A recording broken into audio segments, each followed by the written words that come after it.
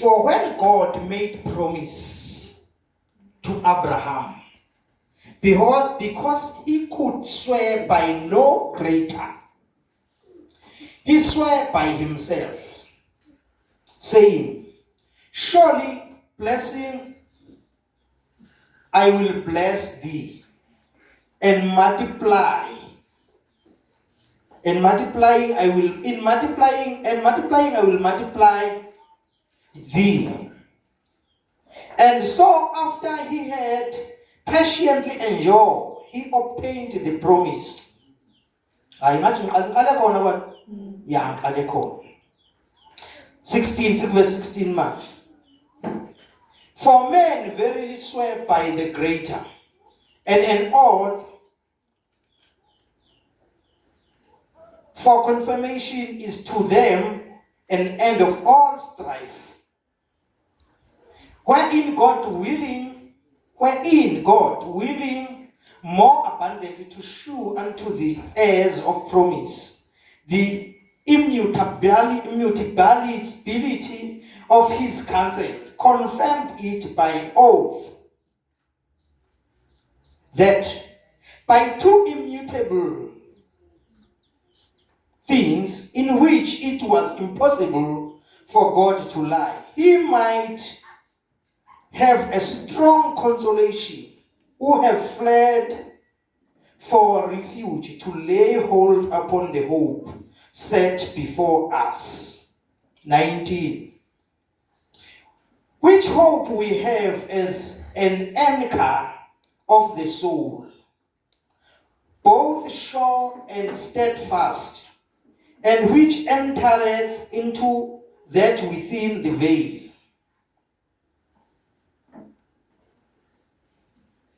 asale sisemfunda no20 angazathi yena simshiye kanjani. Whether the forerunner is for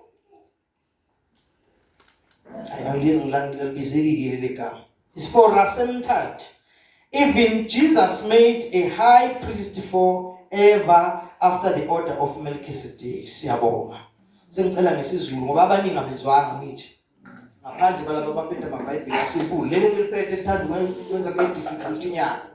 Amen. Yethi lona linomsoco. Amen. Sena sifunde ngelesizulu bese sizofunda nelilodwa elesingisi elingafani naleli lami. Ngiyazi abanye bayagoreka masifunda. Amen. Abantu bayagoreka makufundwa kakhulu bajahe izwi ni want wait uyabanda manje nomfundisi. Hey, ayazi bekubanda nje. Awonse la Bible lezulu. Ngokuba lapho uNkulunkulu wamthembisa uAbraham, wazifunga yena. Lokhu kungeke. Kahleke sisi. Uyafunda impela. Ivoice yakhe iphakeme kahle la Jesu waseNazaretha. Siyabonga uNkulunkulu. Sibonga usuku usiphe lona. It is like this is the day you have made. We will rejoice and be glad in it. Father, we rejoice for this day. Siyabonga Nkosi, siyathokoza, siyalijabulela usuku usiphe lona. Sekumthandazo wethu kweNkosi ukuthi konke ubusibekele kona kwalolu suku. uNkulunkulu makungasedlule, makungasigage okuhle. Kodwa konke isitha ebesisibekele kona. Imgoqo nemgoqomana egameni lika Jesu. Sidluliseke Nkosi ngoJesu kuze bephakade. Amen. Amen. Hallelujah. Kululahlekile manje. Udla keyboard tu. Ulahlekile vele. Akekho la endlini. Ngaphandle. Okay. Hayi, kushutheka lahlekile basiyamazi ukuthi. Bazalwane ke nayi indaba ke uNkulunkulu akhuluma ngayo namhlanje. Inzima nje ukubona lamadlela kancane. Nathi nami ngisa kancane. Kunzima uvela uyiwele nje sinomu kanjani. Amen. Nami ngisazama indlela yokuthi angibambe ngesandla ngihole. Amen. Angibambe ngesandla ngihole umoya kaNkulunkulu kuba sikwazi ukuthi sidlulise maqede kube khona ukusizakala. iBhayibheli alisifundisa ukuthi uNkulunkulu efuna ukubusisa uAbraham. Wayengekho ayingamfunga omkhulu. Amen. Hallelujah. Kodwa wayengekho omkhulu engamfunga lithi kunaloko wazifunga yena. Ngoba engekho omkhulu angamfunga ngoba siyazi ukuthi sonke uma umuntu efuna ukuqinisekisa noma yini ayishoyo uqinisekisa ngesifungo. It's true God. Yabona. Amen. Uzama ukutshengisa ukuthi lento engiyishoyo I can die for it. Ngingayifela. Amen. Hallelujah. Uma ukhule nje ekhaya lesintu abantu abadala omunye okungenani mangabe ukubonda akekho angamfunga uzafunge ngifunga amantombazana. Shothi ngamagama yahlonipha amantombazana kwabo. Amantombazana kwethu phela. Yabona? Uyafunga futhi uyibiyela bayikhuluma leyo nto leyo bayazi bonke abantu abahlala naye ukuthi yabona ke mayisesho kanje. Yimini lento ayisho. Amen. Hallelujah. So ke lithi ke wasifunga yena kuAbraham. Lithi uAbraham wabekezela. Ngenxa yokubekezela kwaze kwafika isikhathi la uNkulunkulu lokuthembisile kufezeke. Amen. Amen. Ngoba phela iBhayibheli lithi isithembiso sikaNkulunkulu noma ziziningi kodwa zinguyebo futhi zingu amen. Hallelujah. Zithi zinguyebo futhi zingu amen. Malibonga igama lenkosi. Hallelujah. So now lithi ke uNkulunkulu ngoba kungekho omunye omkhulu angamfunga. Lithi ukuze aqinisekise izinto azishoyo wafunga nezinto eziwuchuku. Wafunga ngaye uqobo. Amen. Amen. Wafunga ngaye uqobo. Siyamazi uNkulunkulu kaningi esifunga yena. Amen. Hallelujah. uNkulunkulu mangabe sikhulumela yena nje ikhuluma nabantu eswini lakhe like incwadi engcwele. Ubekhuluma abese yafunga ukuthi ngingujehova. Amen. Hallelujah. Ngingujehova. Kusho nguNkulunkulu nokuphila ngokwakhe. I'm a self-existing God. nguNkulunkulu ongancikile. Amen bazalwane. Ngingujehova. Asifunge yena. Usifunga yena. Funga igama lakhe. Amen. Ngoba uzifunga yena. Amen. Lithi ke waqinisekisa ngezinto ezimbili. Amen. Enye into uNkulunkulu asuke efunga ngayo mayekhuluma ufunga ngamazwi akhe awakhulumayo. Amen. Ufunga ngezwi lakhe engeke lingashitshe lingaguquki. Amen bazalwane. Elingashitshe linjani? Elingaguquki.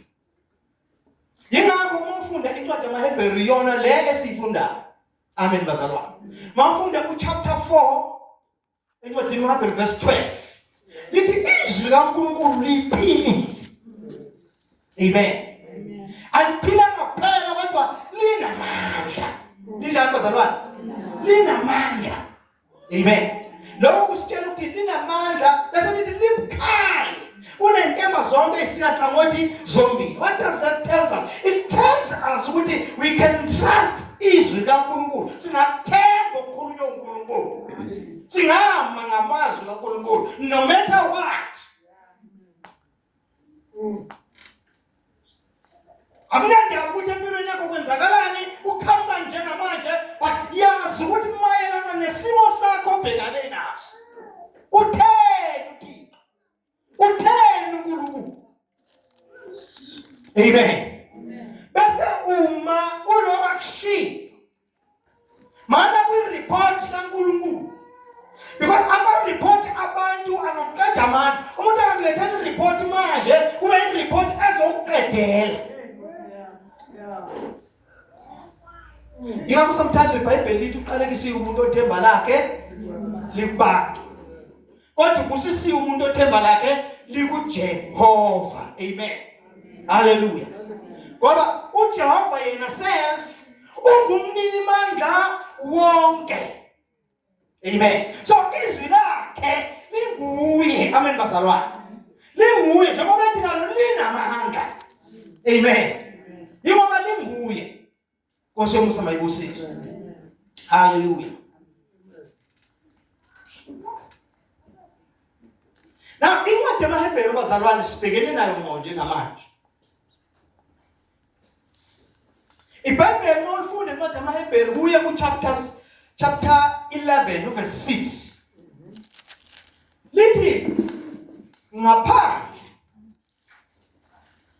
kokukholwa akwenzeki ukuthi umuntu amthokozise uNkulunkulu. Amen. Amen. Akwenzeki. Bese lithi ngokuba ungumvuzi walabo abeza kuye ngokukholwa. Amen. Amen. Hallelujah. Wayisho njalo la lithi ngaphandle kokukholwa. Kusho ukuthi ngamanye amagama siyagxiliswa endabeni yezwi likaNkulunkulu ukuthi kumele silikholwe. Lisebenza ngokuthi ulikholwe. Sebenza ngokuthi njani? Ulikholwe. Amen. Yebo, lasifunda khona la ngikhotha khona manje, ngikhotha incwadi yamaHebheru la kukhulunywa khona with the heroes, kukhulunywa by the heroes of faith, kukhulunywa ngamakhawe enkolo. Amen. Hallelujah. Abantu abakholwa izinto ezashiwo uJehova kwashintsha izimo zabo. Amen. Kwashintsha izimo zabo. Amen. Nabo zashintsha izimo zabo, zishintshiswa ukuthi bazwile okukhulunywa uJehova, bakukholwa, bakubambisisisa. Amen. Bakwethemba. Amen. Ngoba ukukholwa kunalezinto eziwu-4. Ukukholwa. Amen.